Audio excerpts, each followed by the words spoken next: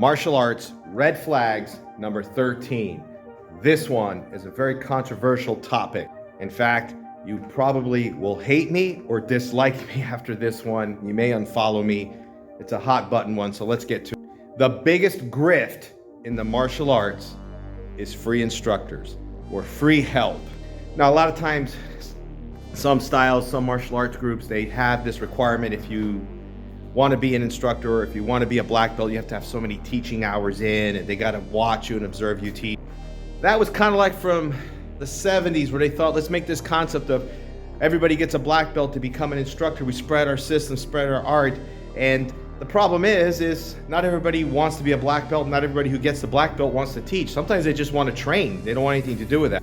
So then they got the idea, let's separate the teaching license aspect from the black belt aspect, and those who want to learn how to teach and become an apprentice instructor, well, they got to sign up for a program, pay a licensing fee, and be observed on the mat teaching. Now, it sounds great. You're learning an apprenticeship. I mean, it's one of the last few apprenticeship businesses on the planet. I know that's what you guys are saying. How do we make instructors? And I'll tell you that at the end of the video, and how I do it and how I'm successful at it and why it worked for me.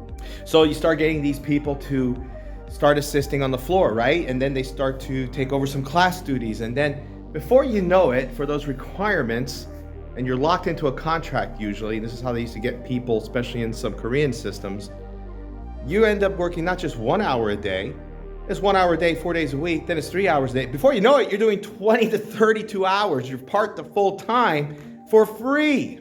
And some of these instructors are like, this is great. I don't do anything. They run everything. They want to be black belts or they want to be instructors. This is what they got to do. They got to pay their dues, and they end up teaching the entire school with no pay or no compensation.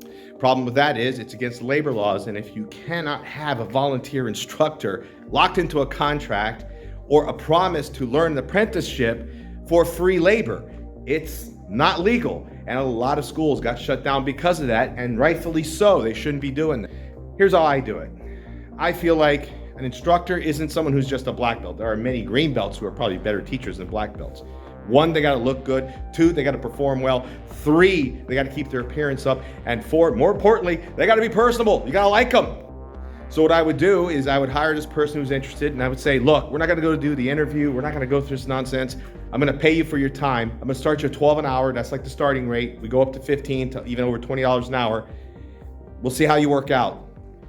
Now, after the week, after they work out, if they do, I hire them, I put them on to $15 an hour, and they become full employees, real employees, don't like pay under the table. If they don't, I pay them for the time and they're gone. And that's how you create good instructors. And that's